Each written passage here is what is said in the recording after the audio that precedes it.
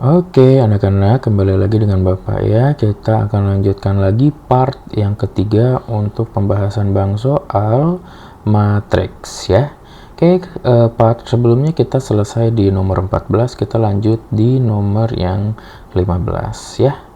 Oke, untuk part yang 15 ini kita diminta untuk menyelesaikan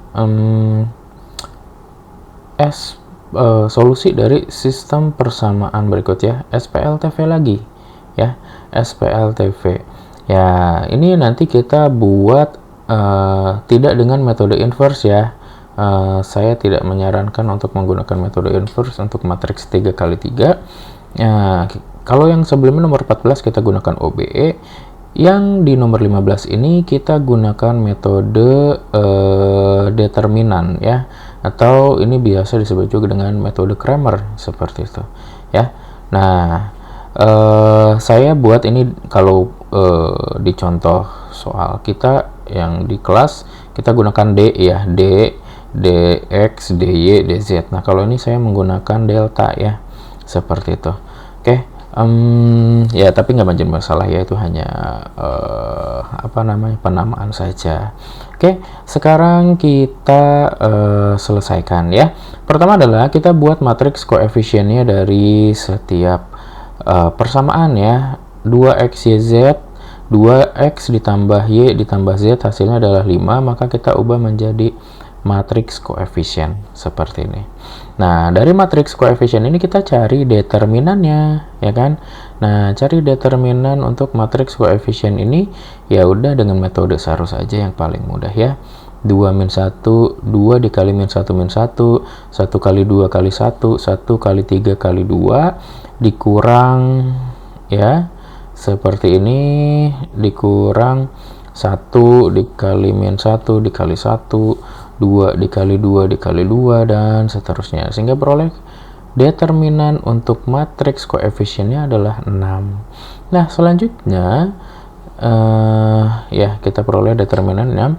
Selanjutnya kita akan mencari determinan dengan mengganti nilai B-nya nih ya, matriks hasilnya kita masukkan ke dalam setiap kolom variabel yang bersesuaian ya. Untuk mencari dx ya, determinan 1, kita masukkan kolom ininya ya, matriks kolom 5 10 1-nya ke variabel ke matriks kolom x seperti itu ya. Maka kita nanti akan peroleh seperti ini ya. Tadi kan kita punya matriks hasilnya adalah 5 10 1. Kita masukkan untuk ini dx ya. Kalau di slide sebelumnya atau di waktu di kelas ini kita dx, ini dy, ini dz ya. 5 10 1 kita cari determinannya ya. Dengan metode Sarus kita peroleh adalah hasilnya 18.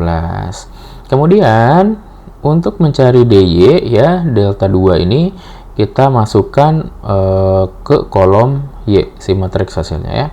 Ya, diperoleh berdasarkan perhitungan hasilnya adalah min 6 ya. Untuk yang ketiga juga sama, kita masukkan ke kolom z, maka nanti kita peroleh hasilnya adalah 0. Nah, kalau semuanya udah diperoleh ya, maka untuk x kita tinggal bagi saja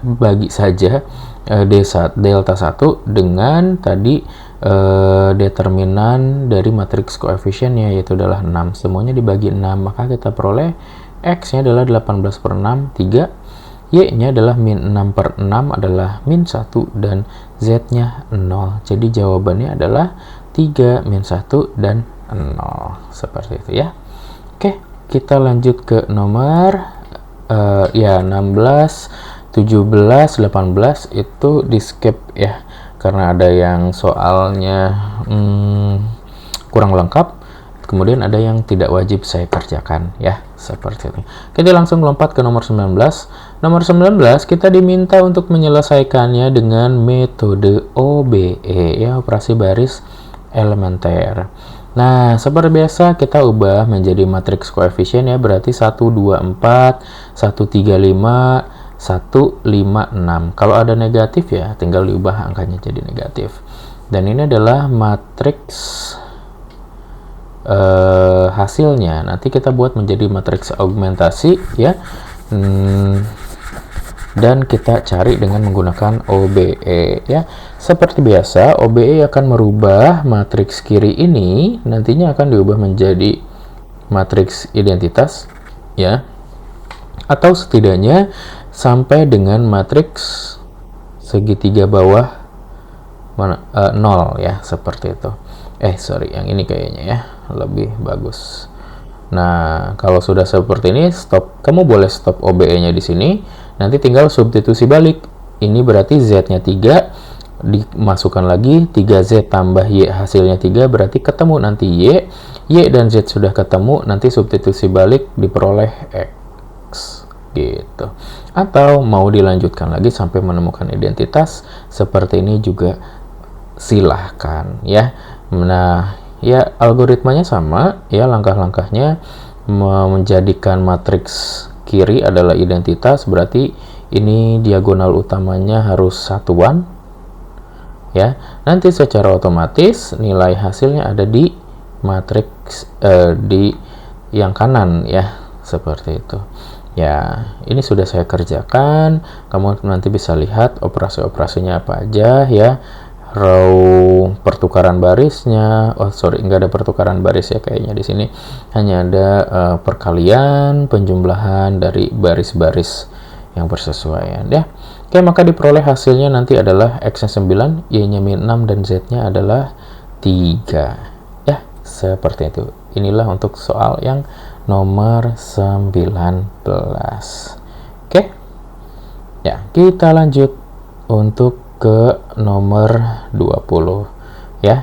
Nomor yang 20 ini HOTS katanya ya. HOTS membutuhkan high thinking order ya. Nah, ya biasanya dibuat soal cerita aja sih sebenarnya. Sebuah sistem keuangan memiliki 3 sumber dana X, Y, Z. Setiap sumber digunakan untuk 3 proyek dengan rasio sebagai berikut. Ya, ini ada 3 persamaan ya. Nantinya ini ya sama, kita buat menjadi matriks 3 kali 3 ya. Ini kolom 1 isinya variabel koefisien dari variabel X, koefisien variabel Y, dan koefisien variabel Z. Kita diminta untuk tentukan jumlah dana tiap sumber menggunakan metode inverse. Ya, sekali lagi saya tidak menyarankan atau interpretasikan hasilnya secara kontekstual ya. Lalu ya. Oke. Kita kerjakan saja. Ya, kalau tidak salah ini saya mengerjakan dengan metode OBE lagi ya. OBE lagi untuk SPLTV. Ya, kalau misalkan nanti kita stop di sini juga ya nggak masalah ya, kita stop di sini nanti ya, ini Z-nya adalah langsung aja 45/18 atau mau sampai di sini juga oke ya, seperti itu. Nah, ya nanti setelah OBE-nya diselesaikan, dirapikan, ya kita peroleh nanti matriks akhirnya seperti ini ya. Berarti X-nya adalah 3/2, Y-nya adalah 5/2, dan Z-nya adalah 5/2. Kalau nanti dalam soal cerita kamu buatkan kesimpulan ya. Nanti disimpulkan apa hasil interpretasinya dalam masalah kontekstual. Ya, kembali lagi ke tadi, X-nya ini berperan sebagai apa? Sumber dana ya, X, Y, Z ini. Maka nanti sumber dana, kesimpulannya sumber dana yang pertama menghasilkan nilai seperti ini ya. Ya, ini memang soalnya kurang lengkap ya, dinyatakannya dalam apa nih 14 ini tuh maksudnya ya. 14 sistem ya, kalau sumber keuangan mungkin 14 dolar kah, 14 juta rupiah kah, 14 miliar kah. Nah, seperti itu, nanti tinggal disesuaikan saja ya. Oke ya anak-anak, sampai di penghujung juga ya untuk pembahasan soal kita. Terima kasih udah menyaksikan video ini ya. Silakan dimanfaatkan video ini, kamu bisa putar-putar ulang. Bagi yang belum mengerti ya, silakan ditanyakan juga nanti di kelas ya. Oke, itu saja mungkin paling tips terakhir. coba latihan lagi lebih banyak ya, terutama untuk metode OBE ini, kemudian yang mencari inverse ya, nanti itu mungkin akan muncul ya di soal ulangan seperti itu. Oke, itu saja yang bisa saya sampaikan. Selamat belajar, sampai jumpa nanti di kelas ya. Oke.